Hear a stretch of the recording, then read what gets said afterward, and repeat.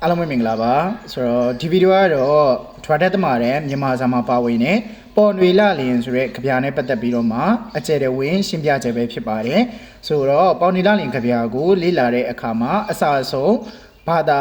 ာကိုဘယ်လိုမျိုးလေးပြန်မယ်ဆိုတာကိုဒီဗီဒီယိုမှာအစအဆုံးလေ့လာကြည့်ရှုလို့ရပါမယ်ကဲဆိုရင်ဆရာတို့ကပေါ်နွေလလျင်ကြပြကိုကျတော့ရေးသားခဲ့တဲ့စာအဆိုရဲ့နာမည်ကကျတော့ဒါ Nationalရေးသားခဲ့တဲ့ခေတ်ကကြတောင်ငူခေတ်အမျိုးအစားကရတုဖြစ်တယ်ပြီးရင်နောက်တစ်ခုက16ရာစုနှစ်မှာရေးသားခဲ့တဲ့ကြပြတစ်ပုဒ်ပဲဖြစ်တယ်ပေါ့နော်ဆိုတော့အဓိကတော့ဒီကြပြရဲ့အဓိကရည်ရွယ်ချက်ကိုယင်သိရမယ်အဲဆိုရင်ဆရာရည်ရွယ်ချက်ကိုပြောပြမယ်နော်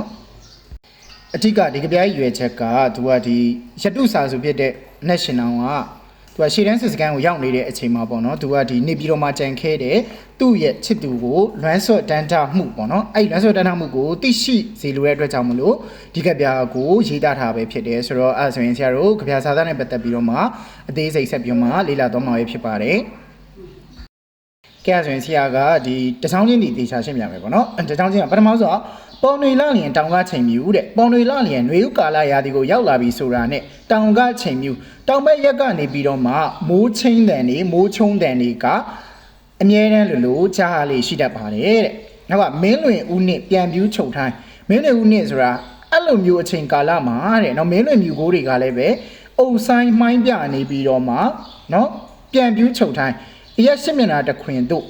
ပြက်နှက်နေလျက်ရှိနေပါတယ်တဲ့မုံတိုင်းစင်တို့တိမ်ညူမှိုင်းထက်ဟိုးမိုးကောင်းကင်တွေကိုကြည့်လိုက်ပြီဆိုလို့ရှိရင်လည်းပဲနော်မိုးသားတိမ်တိုက်တွေကတဖြည်းဖြည်းနဲ့မှိုင်းတက်လာပြီးတော့မှ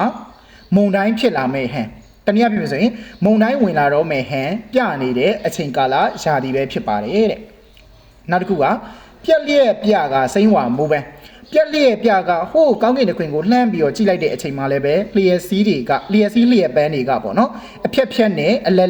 လက်နေတဲ့အချိန်ဖြစ်တယ်လို့စိမ့်ဝါမိုးပန်းနော်အစိမ်းရောင်အဝါရောင်ဆိုတော့အစိမ်းရောင်အဝါရောင်ဆိုမိုးပန်းဆိုတာမိုးပွင့်လေးတွေကိုပြောချင်တာအဲဆိုပြောနေတာကအပင်တွေကိုလှမ်းကြည့်လိုက်တဲ့အချိန်မှာနှွေဦးရာသီဖြစ်တဲ့ကြောင့်မလို့အစိမ်းရောင်ဖြစ်တဲ့အပင်ကအစိမ်းရောင်အဝါရောင်ရွက်တွေကနေအရောင်လေးတွေပေါ့နော်ရွက်တွေကနေအဝါရောင်ဖြစ်နေတဲ့အပင်လေးတွေအစိမ်းရောင်ဖြစ်နေတဲ့အပင်လေးတွေကိုနောက်ခံထားပြီးတော့မိုးဆက်မိုးပေါက်ကလေးတွေကျွေကြပြီးတော့မှတက်ဆင်းလာတဲ့အခါမှာတော့အစိမ်းရောင်အဝါရောင်အရောင်သွေးရှိတဲ့မိုးပန်းကလေးတွေကမြေကြီးပေါ်ကိုကျလာတဲ့ပုံစံမျိုးလေးဖြစ်နေပါတယ်တဲ့ကဲနောက်တစ်ခုကထွေစွန်းကရေသွန်းတာကြီးထွေစွန်းကရေသွန်းတာကြီးဆိုတာဒီညောင်ရီသုံးပွဲတော်ကျင်းပတဲ့အချိန်ကိုပြောနေတာပေါ့နော်ညောင်ရီသုံးပွဲတော်ကျင်းပတဲ့အချိန်မှာတဲ့ပျော်ရမည်ကိုမြည်တတ်မဲ့နော်မြည်တတ်မဲ့ဆိုတာသူ့ရဲ့ဒီအသက်တမြချစ်ခင်ရတဲ့ချစ်သူနဲ့အတူပေါ့နော်အတူတူပျော်ရွှင်စွာနဲ့ပေါ့နော်ညောင်ရီသုံးပွဲတော်ကျင်းပမယ်ဆင်နွှဲမယ်ဆိုပြီးတော့သူတို့တတ်မှတ်ခဲ့ကြပေမဲ့ရောက်ခဲလိုက်ချစ်ထွန်းတင်သည်နော်ဒီချိန်မှာတော့ပြန်ပြီးတော့မှလာဖို့အတွက်เนาะအတူတူအဲ့လိုညောင်ရည်ကိုအတူတူသုံးဖို့အတွက်တော့အခုချိန်မှာတော့အလွန်ကိုပင်ခက်ခဲနေလာပါတယ်တဲ့အဲ့လိုခက်ခဲလာတဲ့အတွက်ကြောင့်လဲပြာစင်ရွှန်းလက်ဖြူဝင်းမွတ်လက်ရင်เนาะပြာစင်ရွှန်းလက်အရန်ကိုပေါ့နော်ဒီလှပပြီးတော့မှရွှန်းလဲတဲ့အသားအရည်ပေါ့နော်အသားရည်လှပတဲ့အသားရည်ဖြူစင်းပြီးတော့မှဝင်းမွတ်လွန်းလာတဲ့အသားရည်ရှိနေတဲ့သူ့ရဲ့ချစ်သူမယ်ကလေးမှာဘယ်သူရဲ့ချစ်သူမယ်လေးရလဲဆိုရင် National ရဲ့ချစ်သူမယ်ကလေးကနော်ဘာဖြစ်လဲဆိုရင်ကြာညွန့်ဖျောင်းနေချိန်ပြောင်းသူနော်နေအောင်ထိထားတော့ဂျာပန်လေးပမာနောက်ကနေထိထားတော့ဖျောင်းလေးကဲ့သို့နော်ဖျောင်းလေးကဲ့သို့စင်လောင်းလန်းဝင်ရှိလိမ့်ဟန်ကိုသူ့ရဲ့ဒီဘိုင်လဲဆိုရင်အလွမ်းတက်တွေကအများကြီးဖြစ်နေလိမ့်မယ်ဆိုပြီးတော့မှနော်သူထင်မြင်မိနေပါတယ်တဲ့အဲ့လိုထင်မိတဲ့ဂျားတွေကနေပြီးအဲ့လိုတွေးမိတဲ့အတွက်ကြောင့်သူကတိမ်စွန်လေးလင်ဖူးရောက်ခြင်းဒီဟိုးတိမ်ပေါ်မှာကောင်းကင်ပေါ်မှာပြန်တန်းနေတဲ့နော်ပြန်တန်းနေတဲ့ဘသူပုံစံလဲဆိုငှက်သွင်းပြန်ကြွမတတ်တော့နော်ငှက်ကလေးတကောင်ကဲ့သို့အသွင်ယူပြီးတော့မှသူ့ရဲ့ချစ်သူမယ်ကလေးစီကိုယခုချက်ချင်းပြီးပြည့်ပြီးတော့မှတွားကျင်ပါသေးတယ်ဆိုပြီးတော့မှဒါစာဆိုကရေးဖွဲ့ထားတာပဲဖြစ်တယ်ပေါ့နော်ကဲအပြင်ရတုရဲ့ဒုတိယပိုက်ကိုကြည့်လိုက်တဲ့အချိန်မှာမျောချေကလင်ကာလအလျက်မျောချေကလင်ပြောချင်တာဒီပတ်ဝန်းကျင်ကိုလှမ်းပြီးတော့မှမျောကြည့်လိုက်မယ်ဆိုရင်ကာလအလျက်သူ့ရဲ့အချိန်ကာလကိုလိုက်ပြီးတော့မှပွင့်လန်းနေကြတဲ့ဗရောက်လျင်ကဲရွှေရည်ဆွဲကရွှေဝါရောင်တန်းနေတော့ဗရောက်ပန်းများပလဲငုံတွေအလဲလဲတိဆိုပြန်တာပလဲငုံတွေအလဲလဲတိဆိုတာအဖြူရောင်ပေါ့နော်ပလဲလေးတွေကဲ့သို့လှပဆိုတာဖူးပွင့်နေကြတော့စပယ်ဖြူမွေးစကားသေးကိုစပယ်ဖြူမွေးစကားနော်စပယ်ပန်းနေနောက်ကကျတော့စကားသေးကိုဆိုတာကျတော့ဘာပြန်နော်စကဝါပန်းနေဆိုစကဝါပန်းနေကိုတဲ့နော်မျက်လေးစုံမဲ့ကျွန်ုပ်လက်ဖြစ်နော်တကယ်ဟိုမှာမျက်လေးစုံမဲ့သူဘယ်လိုပြောအောင်ဆိုလို့ရှိရင်သူ့ရဲ့ စိတ်แท้ကနေပြီးတော့မနော်သူ့ရဲ့လက်ကလေးနဲ့တေချာလေးကိုယ်တိုင်ခူးယူပြီးတော့မှာတဲ့ရွေးလျက်ရွမစင်ရတဲ့ရွေးလျက်ရွဆိုတာအတာအရာလေးပေါ့နော်ဆိုတော့ပန်းကောင်းလေးတွေပန်းကောင်းပန်းတန်လေးတွေကိုရွေးပြီးတော့မှ तू ကနော်အဲ့ဒါလေးတွေ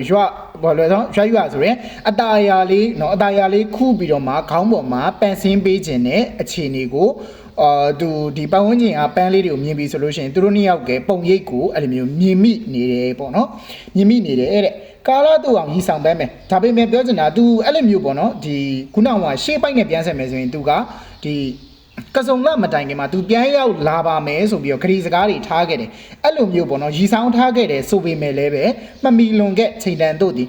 သူပြောခဲ့တဲ့အချိန်ကအခုဖြစ်နေတဲ့အခြေအနေတွေပေါ့နော်အဲ့မှာသူတို့ဒီတော်ရဲမှာအဲ့ဖြစ်နေတဲ့အခြေအနေတွေနဲ့ကလုံးဝအဆင်မပြေတော့ဘူးမမီခဲ့တဲ့အတွက်ကြောင့်မလို့တဲ့ချိန်တန်တို့ဒီအချိန်တန်နေပေမဲ့လည်းပြန်ရမယ့်အချိန်ရောက်နေပေမဲ့လည်းပြန်မြည်လေတာမရောက်လာဟုပြန်တာပြန်ဟုတ်တာပြန်တော့ပြန်ရမယ်ဒါပေမဲ့လည်းပဲအဲ့လိုပြန်ရမယ့်အချိန်မဟုတ်သေးတာဖြစ်တဲ့အတွက်ကြောင့်မလို့တဲ့ကြံကာခွေ၍နေလိမ့်မည်ကိုသူ့ရဲ့ဘယ်လိုတော့သူ့ရဲ့ချစ်သူလေးကသူပြန်လာတော့မယ်နော်သူ့ရဲ့စာစုကပြန်လာတော့မယ်ဆိုတော့အဲ့လိုစိတ်ကလေးတစ်ခုနဲ့နေလိမ့်မယ်ဆိုတာကိုသူတွေးမိပါတယ်တဲ့ကဲဒီအချိန်မှာစာစုကိုရိုင်းကသူကပြန်ပြီးတော့မှလာခြင်းလားဆိုတော့လာခြင်းပါတယ်ဒါပေမဲ့ရှိတီမှုရန်မင်းရေးဝန်ကြောင့်မင်းကပေးအပ်တဲ့ဘာလဲတာဝန်ကြောင့်ပေါ့နော်လျှောက်ပန်စီမြမချေရတော့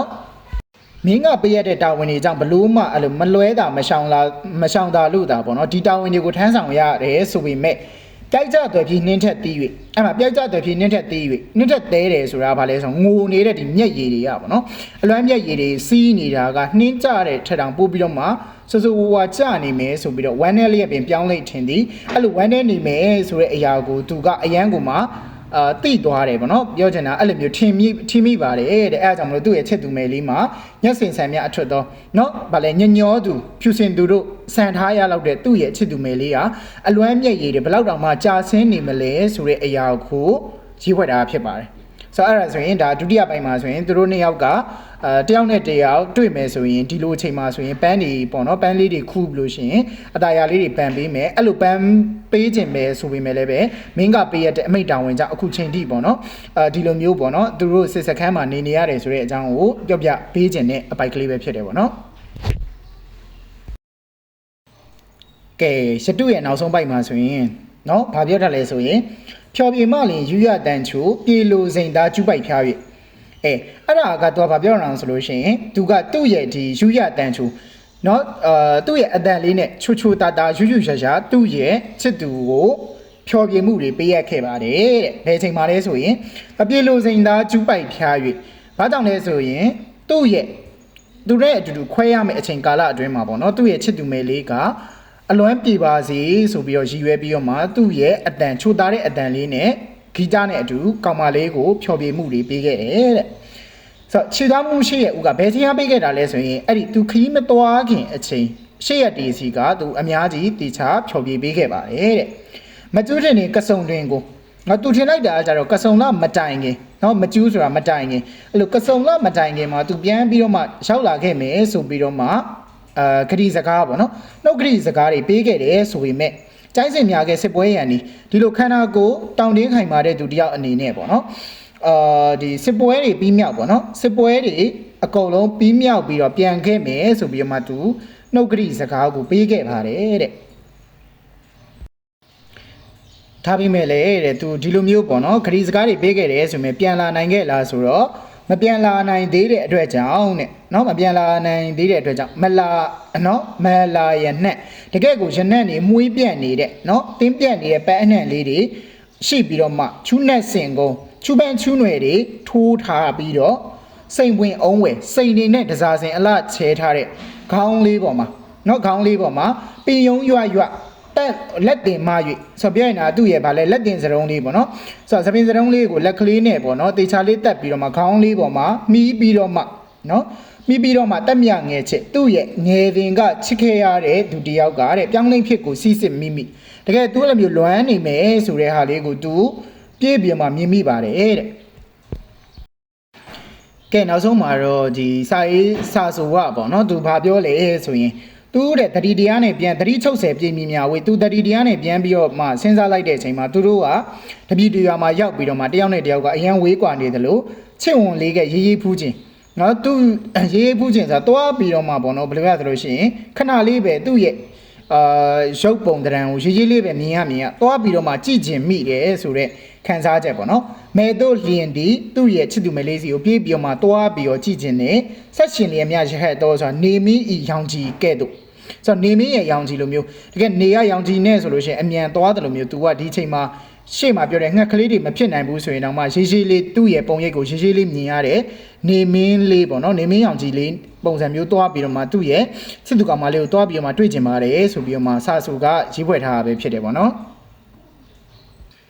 ကဲအဲ့ဒါဆိုရင်ခပြကိုအစားဆုံးပြန်ပြီးတော့မှအချင်းချော့မယ်ဆိုရင်ဒီပထမဦးဆုံးတစ်ပိုက်ကကြတော့သူကရာသီဥတုအခြေအနေပေါ့နော်ရာသီဥတုအခြေအနေကိုပြောပြရတယ်ပြီးနောက်တစ်ခုကကြတော့သူ့ရဲ့ချစ်သူမဲလေးကသူ့ရဲ့ချစ်သူမဲလေးလွမ်းစော့တန်းတနေတဲ့ပုံကိုဖော်ပြထားတယ်ကြပြရဲ့ဒုတိယပိုက်မှာဆိုလို့ရှိရင်တော့ဒီဘာကိုပြောရလဲဆိုလို့ရှိရင်ရာသီတဘာဝအလိုက်ပေါက်ရောက်နေတဲ့ဘန်းတွေပေါ့နော်အဲ့ဒီဘန်းတွေနဲ့နောက်တစ်ခုကကြတော့ကစုံညောင်ရီသွန်းပွဲတော်အမီပြန်လာခဲ့မယ်ဆိုတဲ့အကြောင်းပြီးနောက်တစ်ခုကကြတော့မင်းကပေးရတဲ့တာဝန်ကြောင့်အခုတာဝန်ထမ်းဆောင်နေရတယ်ဆိုတဲ့အကြောင်းရေးသားထားပြီပေါ့နော်ကြပြနောက်ဆုံးပိုက်မှာဆိုလို့ရှိရင်တော့သူကအချိန်မီမပြန်လာနိုင်ခဲ့ဘူးပြီးတော့နောက်တစ်ခုကကြတော့ဒီခရီးမသွားခင်ပေါ့နော်အဲ့လိုစစ်ထွက်မတိုက်ခင်မှာသူ့ရဲ့ချစ်သူနဲ့အတူတူဖြော်ပြေခဲ့တဲ့ပုံတွေနောက်တစ်ခုကသူ့ရဲ့ချစ်သူသူ့ကိုလွမ်းနေနိုင်နေဆိုတဲ့ပုံတွေနဲ့ပတ်သက်ပြီးတော့မှစုစုပေါင်းအပိုင်း၃ပိုင်းနဲ့တိကျပြောပြထားတာပဲဖြစ်တယ်ပေါ့နော်ဆိုတော့ဒီဟာလေးနဲ့ပတ်သက်ပြီးတော့အကုန်လုံးအဆင်ပြေပြီးတော့မှရှင်းလိမ့်မယ်လို့ထင်ပါတယ်ဆိုတော့တချို့ပိုင်းလေးတွေကိုလည်းပဲစာသားလေးတွေထုတ်ပေးထားမှဖြစ်တဲ့ကြောင့်မို့လို့တိတိကျကျနားမလည်ဘူးဆိုလို့ရှိရင်လည်းတိတိကျကျပေါ့နော်အစားဆုံးပြန်ပြီးတော့မှကြည့်လို့ရပါတယ်ဆိုတော့ဗီဒီယိုကိုအစားဆုံးကြည့်ပြတဲ့ကြောင့်မလို့အားလုံးကျေးဇူးတင်ပါတယ်နောက်ထပ်ဗီဒီယိုမှာလည်းပဲပြန်ပြီးတော့မှတွေ့ကြပါမယ်